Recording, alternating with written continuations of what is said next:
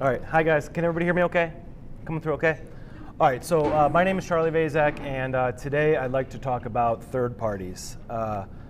First, a little bit about me. I worked at a company called Sosta for about 10 years. Has anybody heard of Sosta at all? Probably not. So I was there about 10 years. Oh, Todd has heard of Sosta. Back in the I was there. So back in the aughts, we had a popular product called Cloud Test, which was for load and performance testing. And the second major product offering that we had is called Impulse, which is for real user measurement, like you see here. So for most of my time when I was at Sosta, I led the UI team, and then later I was the lead for the Boomerang project. Boomerang is an open source, mostly open source JavaScript agent that runs in the browser and collects all the performance metrics about the page load and long after page load, and beacons it back to our servers for ingest, and provides Impulse with the data it needs for all of the slick visualizations that you see. And like I said, it's mostly open source. We keep a little bit of it private, but if you go on GitHub, you can see Boomerang out there in the public.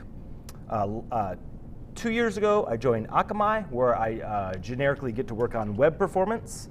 Tangentially, I still get to contribute to Boomerang because, as fate had it, Akamai acquired Sosta about a half year after I came over. So I'm back contributing to Boomerang, which is great. I'm also a member of the W3C Web Performance Working Group, where I get to help design and push out the specifications that hopefully someday land in your browsers.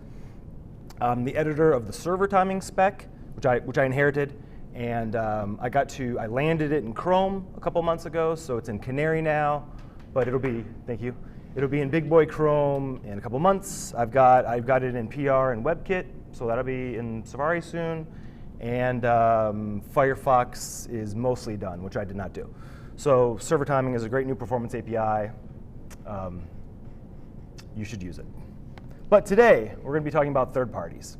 And that's what this is. This is a request map of all of the requests that come out of your browser when you explore to www.akamai.com. So the items listed on the side are the domains. And many of them are the result of redirect chains. So not all of these domains have JavaScript running in the browser, but many of them do. And I would venture to say that nobody who is actively working on Akamai.com has any idea that these requests are being made essentially on their behalf or on behalf of their users out of the browser. So working on Boomerang, again, the JavaScript agent that runs in the browser, which we claim works on browsers as far back as IE 5.5, we are often pulled into customer site integration issues. So on this site, why am I getting no beacons out of the browser? Why am I getting no beacons on my site? And this is part of the problem, because JavaScript running in the browsers it's the Wild West. Writing code as a third party is extremely challenging because you have no idea what else is going to be on the page when you get there or after you get there. There's many things that can break you, and you can break many things. It's crazy. This tweet from 2013 has aged very, very well. Making things even more difficult is this. Polyfills are JavaScript disguising themselves as native code, and they are native code, which is most often C++. And they're very difficult to detect. And a lot of them work fine, and I'm not saying we should do away with polyfills, but a lot of them don't work fine. And they certainly aren't going away, because this is just where we are with JavaScript today. Polyfills used to be a backward-facing pattern, and now they're kind of a forward-facing pattern because everybody wants to code in the new hotness, and they don't want to have to wait for it to be in the browsers, like server timing. So yes, it is super crazy that you can overwrite and just blow away native functionality of a programming language, but this is JavaScript. This is where we are today, and it's not going to change. Well, polyfills are not the only problem. There's many reasons to override. There's as many reasons to override native functionality as there are synonyms for its practice. But they all result in the same potential problem. You, the developer, are calling code that you think is native and just and pure and perfect and bug-free, because all browsers have no bugs. And maybe eventually that native code will get delegated too, but there's plenty of chances to get it wrong. There's plenty of chances for intercession. There's plenty of chances for side effects. And there's just plenty of chances to raise awareness on Track.js for script errors. All right, so I have to imagine that we've all been bit like this guy, just to varying degrees in our careers. OK, so a third-party code is code that's managed by somebody else. And that can be dangerous, because we don't know what else is going on. But should we just do away with all third-party code? Sometimes we can't. There are plenty of decent reasons to pull in third-party code into your page. But I will argue that as developers, we are way too trusting about what code we allow into our pages that we are ultimately responsible for. And we just need to be aware of the risks. All right, so what can go wrong when you bring a bunch of third parties into your page? Well, how about page breakage? You can have script errors, non-spec compliant polyfills. The point being, if someone drops a polyfill into your page, they're tricking everybody else who is in the page to think that that native functionality exists in the browser, and it might not. Namespace collisions, I think most third parties leak way too much out into the DOM, and I don't love that. And then single point of failure. It is very easy to copy and paste the loader snippet from the README file and paste it in, and now you've got this widget going. But unless you are guarding against it, if the third-party domain goes down, it could bring you down with it. Patrick Meenan, the founder of Web Page Test, tweeted this just the end of last year. The Facebook Edge servers were having a bad day. And based on that and everybody's inclusion of the like button, it basically slowed down the internet by 15%. So these are things that we just need to be aware of. All right, what else can go wrong? How about bad performance? Yes, third parties and native browser overrides will almost certainly slow down your page. But they also have the potential to impact performance long after the onload event. Slow page load, janky user experience, redirect chains, battery drain, and memory leaks are all very possible. Privacy and security. So it's hard to know which of all these requests are secure. It's hard to know who's doing what with data. Right now on Social.com, my former company, I was messing around on the page, and I found that there's a third party on the page that's there for marketing attribution. And based on some of my interest, I detected that they're hijacking xhr.prototype.send. What they do is they look at the payload on the .send, they iterate over the name value pairs, and they're looking for things using regex that look like email addresses. And when they find them, they beacon them back to their servers. And they're just harvesting email addresses on like a corporate web page, and it's pretty gross. And it's really a simple web page. We probably aren't even making any XHRs, but this library exists all over the place, and it's just I have the dev tools open all the time, but people don't see this going on. And I'd be willing to bet that anybody that is working on www.sosa.com, they don't know why we brought in this tool in the first place. Stuff just sits and rots. All right, so clearly, again, this is a surprise to a lot of people, but we need to bring awareness to this. Okay, this one is quite old, but if an ad can take over all of the New York Times, anyone is susceptible. And lastly, it makes debugging my stuff really, really hard, and I don't like that. All right. Well, sometimes people just make huge mistakes. All right. 2 years ago, I was debugging an issue with Boomerang, again, the JavaScript agent that runs in the browsers and people's page, on a site for a top 10 US retailer who have employees in this room, I guarantee it. And they were including a library that took care of lazy loading for them, because that's so hard, nobody could home grow that themselves. So they bring in the lazy loading library, and one of their little snippets is to patch request animation frame. This is a couple years ago, wasn't everywhere in the browser, and this works. If request animation frame is not in the window, it will fall back to a set timeout of 0. So that's fine, that works. Here is the in-page feature detection. They check to see if request animation frame is a function, and if it is, it does its fancy animation code. Again, which works. But what if they come here and want to cancel the animation frame later?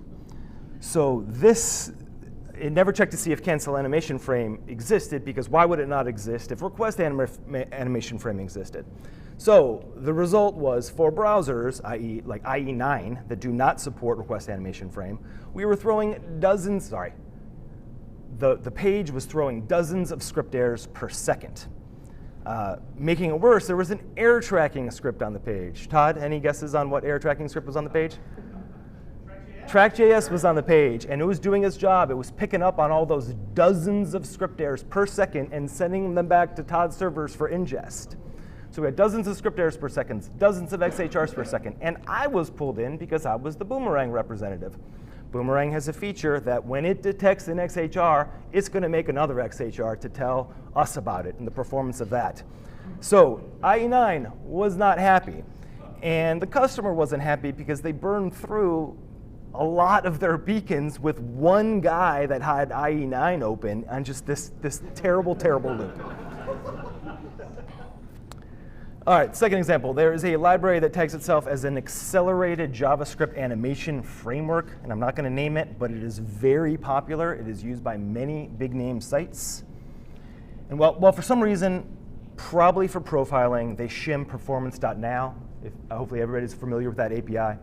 And it's a modern alternative to date.now because it uses the epic of the navigation start. So the problem is they're incorrectly shimming it. I don't expect anybody to catch the mistake, but basically they're using the DOM complete as the epic instead of the navigation start. And for anybody that knows anything about these APIs, those times could be seconds apart. So for all of the Rum analytics that we were trying to collect, all of that data was basically worthless if we happened to coexist with them on the page. And I'm not trying to knock this library because we found the mistake. They merged in our pull request, and life goes on. But the conclusion is, if you do polyfill a native API, you have to get it right because there are other people that are going to be relying on it.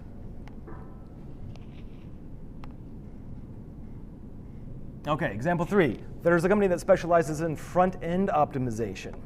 One of their features is to defer the loading of non-critical scripts in order to speed up page load. So a few years ago, again, they were being used by a top 10 US retailer to help with their performance. So to defer these scripts, they had to play a couple tricks on the browser. The first is they monkey patch the ready state attribute on document, and instead of returning what the document thinks it is, it returns something else. And then secondly, they also monkey patch add event listener, collect all of the load and ready state change handler requests, save those, and then they're going to call them later. They're going to call them when they say it's OK to be called because they're trying to minimize the single CPU nature of the page load. So I only learned about this because Boomerang happened to coexist on the page. Now Boomerang is included in the page in a way such that it may have loaded by onload or it may load after onload. It depends on what's in the cache. So the first thing Boomerang has to do is say, hey, has the onload event fired? Should we beacon back this performance data, or do we need to attach our own listener? And so we were getting tricked by document.readystate. We were seeing just crazy things that aren't normal, things firing out of order. We were seeing the page show event fire before the load event. We were seeing document ready state equal to loading, even though our window.onload event had already fired. Just things that just basically were not spec compliant. It took a long time to figure out what was going on. This was the way that we figured it out. So they were deferring all of the onload event handlers and page show handlers using add event listener, but they weren't looking at this older API of doing things, which they could have, they just weren't. So I was able to, by attaching that, you could kind of see how things were getting out of hand. And then you can also figure out if ready state change is native or not on the document. So here you can see that it natively, out of the box, does not have the own property of ready state. But when you do override it and ask again later, it does have the property. So if you trust the has own property method, which you might not want to after I get to later in my talk, you can detect if these properties are native or not. OK, so far, I've been casting a lot of stones. But I, too, am guilty of sin. So there's a Rum Analytics script that is very popular that has made a couple mistakes. It's Boomerang. OK, so most older browsers, and Todd knows this, most older browsers aren't great about generating useful stack traces, especially the older browsers. So to patch that, Boomerang and many libraries are going to hijack add event listener, catch the exceptions thrown in the handlers, and then rethrow them And sometimes they need to run a little bit of code both before and after the original callback. And that's what this code does. So it hijacks event target prototype add event listener, and it gets a chance to intercede both before and after the callback. And this works fine. You can attach your handler, the click handler will fire, but remove event listener won't work anymore. Because the code that I can't see if my highlighting is working. The code that we attach using the native add event listener is actually a wrapped function around callback. So we completely broke remove event listener, leaking hundreds of, potentially, basically we made it impossible for people to remove events. So that was not ideal. We fixed that years ago, but nobody's perfect. So whoops. Okay, so sometimes people do make huge mistakes, but other times people do some really nasty things on purpose. Okay, so someone found this insanity on an app that's hosted by another CDN. And let's zoom in on this. Hopefully you guys can see it. Basically, once they get to this function, they've detected that there's an ad block. Then they're going to throw up an alert and say, hey, you have an ad block. That's why this page stopped working. And then they do a while true. As of December of last year, this app is still in their app store. So if you would like to inject a while true into your page, it's only $7 per month, and you can get that going. Okay, we saw this doozy out in the wild. So the debugger statement won't actually do anything. It's not going to pop open DevTools, and most people don't cruise around the internet with DevTools open. It's just no ops when it's closed. So for non-developers, it's not a big deal. But like, if I'm trying to debug my stuff on the site, it's very, very annoying. All right, so thankfully, there is a circumvention for all of these terrible things. Has anybody used overrides? Overrides is a feature that landed in Chrome Canary maybe in November. Has anybody heard of this? So overrides is a feature that will land in Big Boy Chrome soon that allows you to override the content of static files like HTML, CSS, and JavaScript. I've got a video. Let's take a look. So here's Google's homepage. Let's say, for whatever reason, I never want to see the I'm lucky button again. So I want to remove that from all loading of the page. Here's my video. Okay, so it goes a little fast. But you can click on overrides. You can find the index.html, search the DOM, find the button. I grab it all, I rip it out, I click save, and I'll reload, and it's gone. So now on a per developer tools instance basis, that essentially will never happen anymore. My local copy of the file will override it. And this works for CSS and any other static files that are downloaded over the internet. So if you see somebody that has something nefarious that's making you mad, just rip it out with overrides.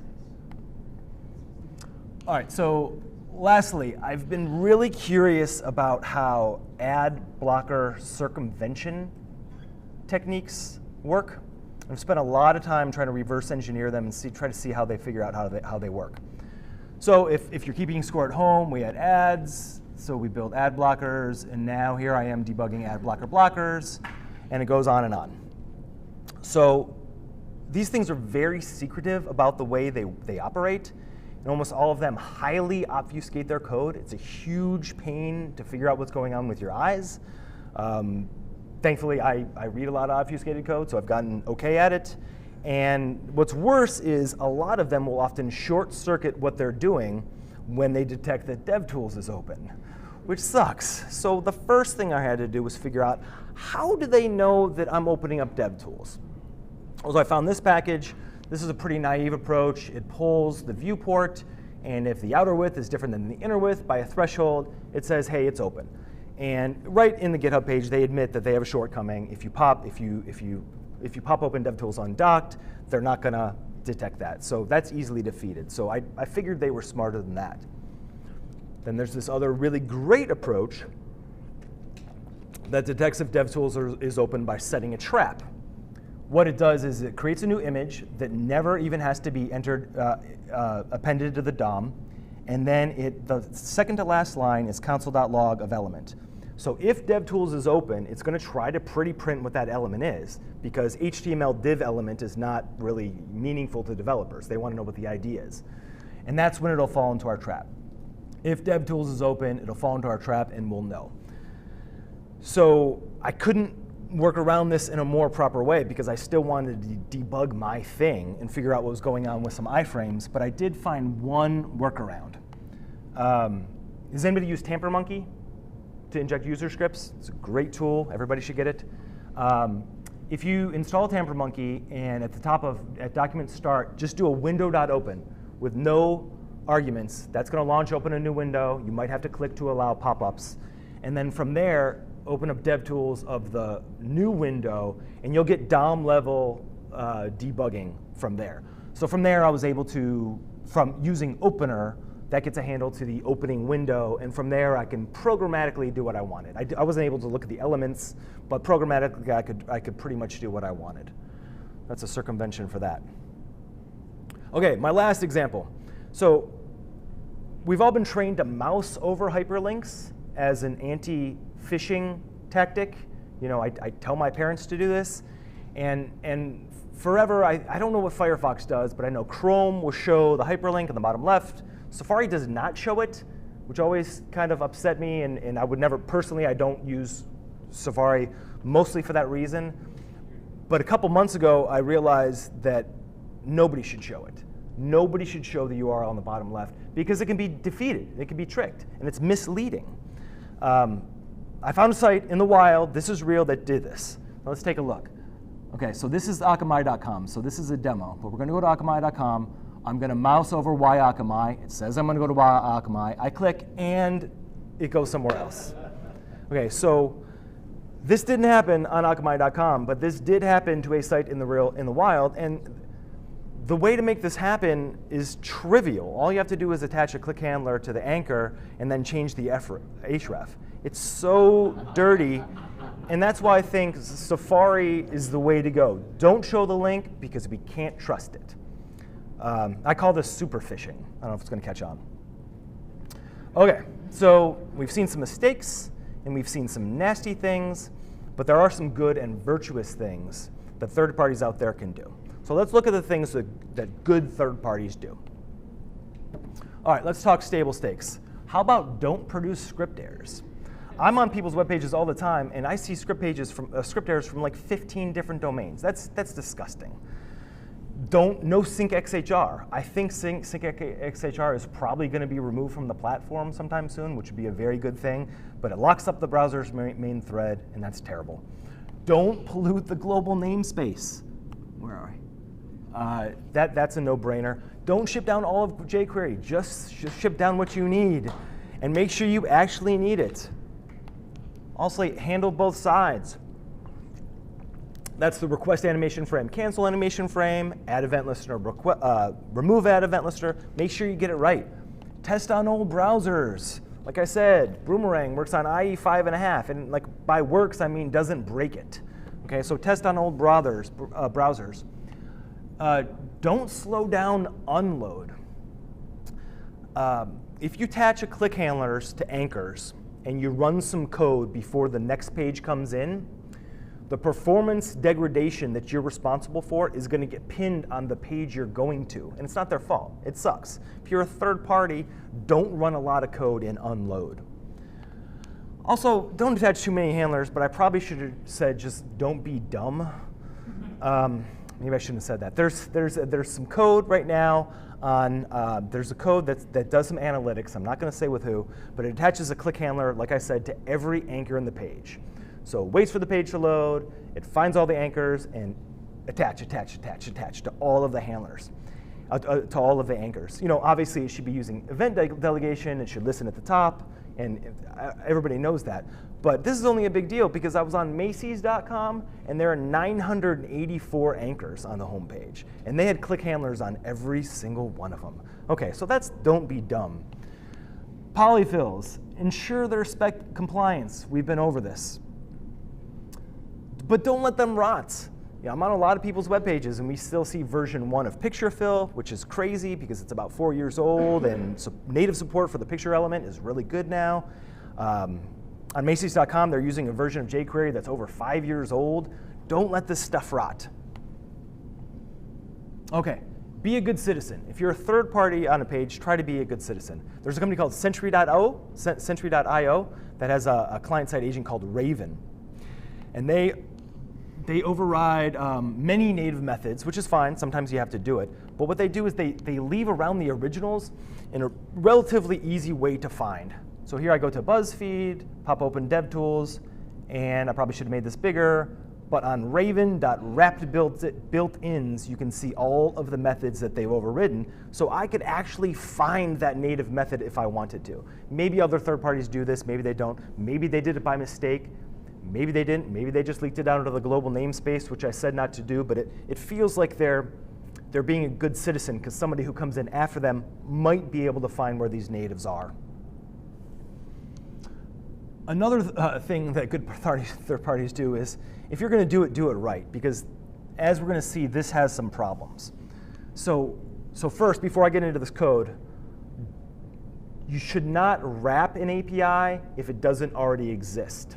For example, like event-target.prototype.add event listener. That does not exist in old browsers. But if you wrap it with a no-op, you're lying to people that that functionality is in the browser. So before you wrap it, make sure it was there to begin with. So let's go into the code. So here we're wrapping event-target.add event listener. And again, the whole point is that we want our code to run before and after the originally requested callback. And this works. Here I attach my handler, and I get my click message. And but the problem is, as most people know, add event listener actually takes 3 arguments, not just the type in the callback. There's a third argument that could be a Boolean or an options map, and we've completely blown away. Side effect is that remove event listener is no longer going to work because it requires parts of that third parameter to be equivalent. So maybe in the future, add event listener is going to take more than 3 arguments. So we should be good and pass it all along. All right, so this does a little bit better. Here you can see we grab the arguments, convert it to an array with our array.slice trick, and then we call add event listener.apply, and we pass all of the arguments. And that's better. We get the click. Oh, but we don't get the event passed back to us. OK, so let's get that right. This is a little bit better. Right now, we're calling callback.apply, and we pass in the arguments. And this gets us a little closer. We get the timestamp, which is cool, but we've lost the context of this. So let's get a little bit better here. OK, so now in our callback.apply and add event listener.apply, we correctly use this as the context. Let's see how far that gets us. We get our clicked, we get our timestamp. OK, good. We know it was clicked on a body. But what if the click handler threw an exception? All of the work that we've done to make sure that we could run our code before and after the callback is lost. It's not going to come back to our after code. So we should probably try catch it. And here's the final result. So we're careful to only try catch the most minimal amount of code possible for performance reasons. And if we happen to catch an exception, we will throw it, but not until after we get our code a chance to run. So there's some nuances here, and remove event listener on a monkey patched add event listener is very challenging, but this shows you that if you're going to do it, you have to do it right. OK, let's talk about the console. Don't be chatty if you're a third party. As I like to say it, it's not your console, it's our console. So don't be chatty. Consider only logging messages if you have a cookie set or something on the query parameter, because you'd be surprised what you see in people's consoles. It's embarrassing. Second, don't clear it. At one point, there was an ad tag on Amazon.com, which is not there anymore, but every second it was clearing the log. And that makes it very frustrating to debug anything. Obviously, you can work around this by no-opping console.clear, which is cool, but it's still annoying. Lastly, don't block my messages. I found a site that would only let their own consoles through, and you can circumvent it any number of ways using tamper monkey If anybody's interested, I can show you how to do it.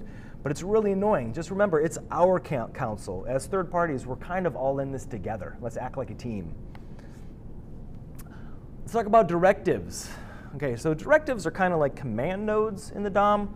They do their thing, and then after that, they don't really do anything anymore. But we found a bunch of third parties that will remove their directives after they're done doing their thing. And I can tell you that there's a lot of reasons not to do this. One, it hurts Rum Analytics. We're trying to figure out what happened with the page, what happened to slow down the page during load or after load. And we're going to have one fewer artifact to figure out what happened with. It hurts static code analyzers. If you have a static code analyzer that doesn't sit in the way of the request and has to run after the page is already loaded, it's going to grab the outer HTML of the HTML tag and do its thing, but it's not really operating on the source of the HTML. And you removing these command nodes is only going to make it harder. So and also it doesn't really do anything. If you remove a script node that's linked, a linked script node, it doesn't unmount that JavaScript. It doesn't stop things from running. It's just a waste. And there's one exception. There's one, I think, good reason, maybe there's others, to remove these directives after you've added them.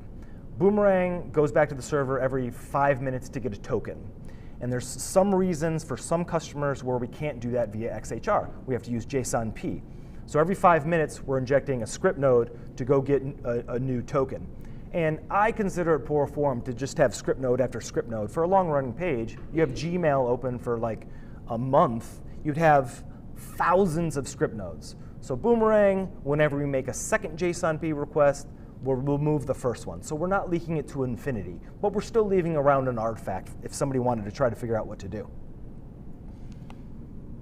Let's talk about stack traces. All right, so if you're wrapping code and there's an exception in the handler, the code that you're wrapping, you are going to find yourself in the stack trace.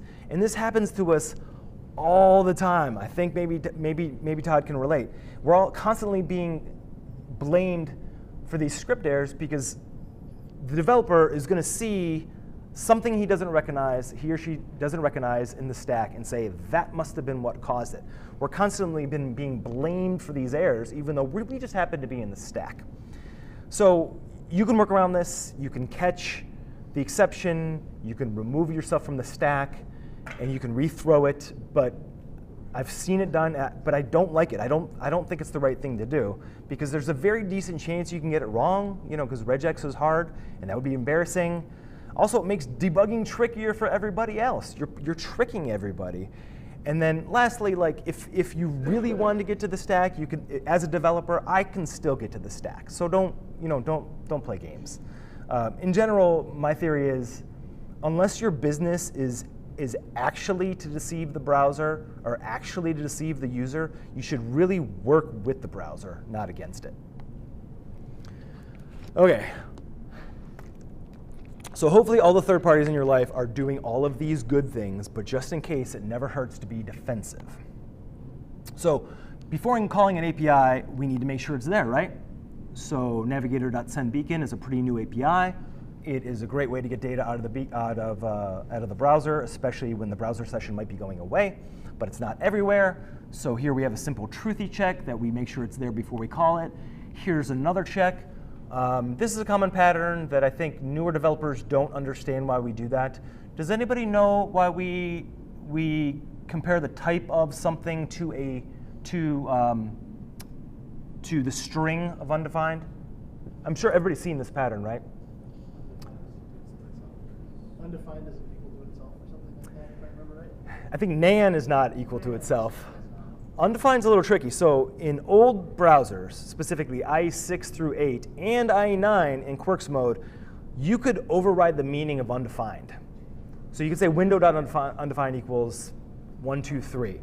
And then so that's why you can't compare something to undefined, because if you care about those other old browsers, and maybe you don't, but we have to do this trick. So we make sure that it's not undefined, and then we call it. But what if somebody comes in later and sets navigator.sendBeacon equal to an empty object, which is their right? And all of these are going to throw, and that sucks. which is why I prefer type of checks, making sure something is actually a function before you call it. So code defensively. So that's going to work.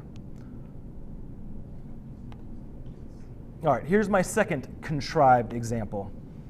So let's say you wanted to remove all of the inputs from the DOM for some reason. This will work. We get a node list, and we iterate on it, and we remove it until the length is 0. But what if somebody no-ops remove child? Or what if somebody tries to monkey patch remove child but does it wrong or doesn't do it in the native way? What's going to happen to this? It's going to go forever. That sucks. That's not ideal. So this is a little contrived, but it gives you the idea that you should code defensively. This would be a better way to do it. Grab the length up front and iterate on the length. You know that's going to always decrement. Now, remove child is still going to be a no-op, but you're not going to be in an infinite loop. So if you work on a page where there's a bunch of third parties, you need to think like this because you don't know what else is going to happen in the page. All right, who's heard of content security policy? Cool. Cool, decent enough. All right, so CSP is pretty cool. So it allows you to whitelist domains that you trust. So any linked script or any inline script have to play by these CSP rules. Let's take a look at some examples. CSP is pretty hard to get perfect, and every browser today that does support it does have one bug that is completely blows away the protection of CSP. But the other thing, even when they patch that bug, CSP is great, but it's rather binary. They say, OK, this domain, we trust you. You can do basically anything. So it's the keys to the kingdom for that domain. So it's on or off. Cross-origin iframes. So this is a little bit better. So here we are. We're on the site, www.example.com. If we wanted to host a social media JavaScript file, it would be pretty good practice to download it yourself and host it at a subdomain. Okay? So for two domains to be considered same origin, 3 things need to be the same: the protocol, the host name, and the port. And because these host names do not match, they're considered cross-origin. And so what this means is that code from that iframe can't reach up to us, and it also means that we can't reach down into it. You can't read our cookies, our local storage. They're bounded by the dimensions of the iframe, so they can't draw to arbitrary parts of the screen, and it protects us a little bit. And obviously, the top and the iframe can still communicate with post message. Sandboxing. Has anybody sandboxed an iframe? So sandbox is an HTML5 attribute that's a little bit weird. Basically, if you turn on sandbox on an attribute, you turn off all of the privileges that sandbox controls. So right now, this widget, HTML, basically can't do anything. And then from there, I can come in and turn things back on. So it's a little bit of a weird API, but it's cool. Another weird thing about sandboxing is that it's considered a unique origin. So we talked about same origin. We talked about cross-origin. Sandbox iframes are considered unique origins, which means they don't even match themselves, which kind of blows away the usage of local storage and cookies. Every XHR would require a CORS header to work. And this is a pretty good way to isolate some code that you may not trust. OK, so we can definitely try to code defensively, and CSP and sandboxing iframes can help protect our site in some pretty cool ways. But is there anything you can do if you absolutely need to lock down a particular browser API? So if you own the page, or if you can get some code inlined into the head, there's got to be something we can do to lock down our stuff. So I'm curious to see if anybody's done this before. So if I wanted to freeze something, you can use something called ObjectOutFreeze, and you can modify something called the property descriptor, which is kind of like an ACL. In this example, I'm trying to lock down console.log because somebody's hijacking it and it's making me mad. So I want to make console.log not writable, but I also want to make it not configurable. And you do that so nobody can come back in later and just switch writable back to true. So this is cool. This will work. This shuts off assignment to console.log, which is cool, but there's 2 drawbacks. One, In strict mode, it throws, which sucks. That's really annoying. I don't want to see script errors in my console. And also, again, because we have configurable equal to false, we can't switch it back. So once we've locked it down, we can't reverse it. So for the lifetime of the page, it's unwritable. I didn't even know this existed. Has anybody heard of ObjectOutFreeze? Yeah? I would love to hear how you're using it. But this is basically just syntactic sugar on top of object.defined property, except it's a little bit more heavy-handed. You provide the whole object, and it's going to lock down all of the members on it. But if It doesn't go deep. it doesn't go deep, so it goes one level deep on the object. Yep. But it falls, thank you. But it falls from the same, it has the same shortcomings, which is to say it throws in strict mode, and there's no object.thaw. So it's not reversible. Wouldn't it be unthaw? I'm not sure. All right, so but all is not lost. If it is unthaw, I'm going to have to change my method. So I wrote a zero dependency freeze library, and this is how you use it. So you provide this string representative to the API as if you were coming from window. And it is very simple. It no-ops all the calls to object.define property. It no-ops the calls to object.assign. And it no-ops the setters. And there's a thaw method, which might be unthaw. I'm not sure. So this is one way. If you're really concerned about the XHR constructor, for example, or xhr.prototype.send, this is a way that you could lock it down. OK, but what if you're too late? What if you don't own the page? What if you can't get yourself inlined in the head? If your code needs to detect if a given API is native or overwritten, is there any way to know? Has anybody played around with this? All right, so there's an isNative function. Let's take a look at it. So if the thing we're asking about is a function, then we're going to coerce it into a string and then do a regex check against native code. Has anybody seen this? Sure, about a native code comparison. It's pretty common. This is what jQuery does. This is what Lodash does. If you view source on google.com right now, you'll see a reference to native code. And that's great. It kind of works. It's also the highest answer on Stack Overflow. But it's a little scary because the whole native code thing, it is not standard. It is not in any standard document. Older browsers do not do it. Modern browsers do, and that's cool. But it's not spec'd. Let's take a look at some results. So the XHR constructor is native. We come in here and override it. And now it's not native. But it's easily defeated because all we have to do is set a toString method on the XHR object, return the hard-coded string, and there's our false positive. So that sucks. Okay, so don't trust the method under test. Let's see if we can do better. Let's look at let's go up the prototype chain. So now we're using the big gun, function.prototype.toString. So let's call that, giving our function under test, that we're passing that as the context, and then we do our still native code test, and that's cool. It is native. We override it. It is not native. But that's easily defeated. You can change. There are very, very few APIs that are unforgeable at the JavaScript spec level. Almost everything can be forged. So going further up the prototype chain is, OK, there's our false positive.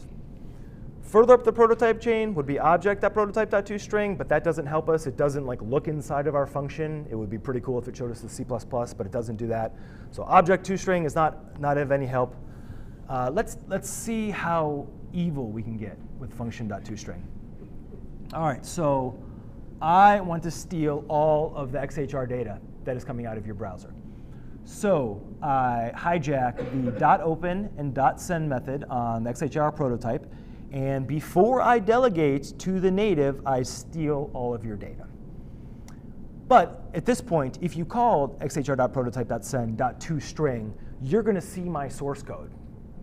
And I don't want you to see my source code. I want to cover my tracks. So let's cover my tracks. Here, I'm going to hijack function.prototype.toString. And if the method that you are asking about to be toStringed is .send or .open, I'm going to return the original value. Okay? And if it's not one of those, it'll just be a pass-through, and you'll get whatever it is. Angular 2, Angular 2 does this. They have a package called Zone.js that does a lot of funny business. On sfgate.com, the San Francisco Chronicle webpage, there are 2 libraries that monkey patch function.prototype.toString, which is insane. I can't believe they work together. So this code, this is to cover my tracks. I have squinted at this code longer than I care to admit. And I don't think there's any way to defeat it. There's no way, at least using that native code trick, to know if those methods are native or not. And I think that's really scary. It's really scary to think about. We don't know what we're calling in the browser. But all is not lost. All right, so there are several things that you can still do if you really want to know. All right, so here's my lame detection tactic number 1. If you are on the page and if you want to know something is true, native or not, just drop a debugger into it. So you can do it at the code level, you can do it in the console, and obviously if you're able to step into the method and you see the nefarious code, they're busted. If you can't step in, then it's native. So it's cool, it works all of the time, but the downside is obviously it's not code level. It requires developer intervention. Okay, so here's something else we can do. Let's look at our isNative function again. Hopefully you guys can see it. What we really need is a trustworthy serializer, because we have proven that the method under test.toString and function.prototype.toString cannot be trusted. So we need a trustworthy, unspoofable serializer. And the good news is one exists. Lots exist. We can create a short-lived iframe and grab the function.prototype.toString from that short-lived context and return it back to our calling function. And now that's trustworthy. No mutation observer can get in your way. And now at the code level, we can detect if something is method. And there's some downside. I mean, there's a little bit of overhead with injecting an iframe, but it's not making a network request. It's on the order of about 5 milliseconds, so it's not nothing. But this pattern can help a lot in terms of either detection or grabbing out a true native. Because the truth is, if somebody monkey patches a method and you can't find it somewhere, there's no way to get it. There's no way to restore it back to the browser native. This is the only way that I've found that you can do it. And not all APIs work. For example, you can't grab out XHR and use it in cross context. You'll get a DOM exception. But .send and .open do work cross context. I can grab it from a short-lived iframe and do whatever I want with it before anybody knows. It's perfectly safe. So your mileage may vary with that one. OK, here's my third tactic. So for native APIs that require a callback, like add event listener, set timeout, request animation frame, all you have to do is throw an exception in the callback, and then you can parse out the stack trace to see where it's coming from, to see if you're being wrapped. So here in the native instance, line 21, character 7, that's my foo.bar. That's always going to be the top of the stack. But if you are wrapped, it's not going to be the bottom of the stack. The bottom of the stack, or maybe even further down, you'll be able to see the nefarious code that is hijacking you. So there's overhead. There's obviously performance overhead with try catching. I wouldn't want to do it a lot, but it's pretty minimal. And then you'd have to parse out the stack trace, maybe split it on new line and count it up or something like that. So here's a pretty good detection method for APIs that require callbacks. So there's our culprit. OK, so using our same stack trace trick, this is how we can trap any other browser API that doesn't require a callback but needs a string as an argument. Here I'm making an XHR. The first argument to .open is typically a hard-coded string of get or post or another HTTP verb. But here you can see I'm passing in an object. The browser internals are going to try to coerce that into a string using the toString method on that object. And that's when it's going to fall into our trap. So from there, we can throw an exception, inspect the stack trace, and we can know if it's native or hijacked. So there's not much of a downside here. It doesn't even need to make a network request, and there's a couple milliseconds of overhead. You can also do the same tactic if the API under question requires a different primitive, and if the browser supports symbols. Because symbols, there's a toPrimitive symbol, and you can hijack that if an API needed a Boolean or a number. So that is my detection tactic number 4. And that's it for me. So I hope you learned something. And I hope at the very least, I open your eyes to how crazy things are when there's boatloads of third parties in your page all trying to do their thing. So that's it.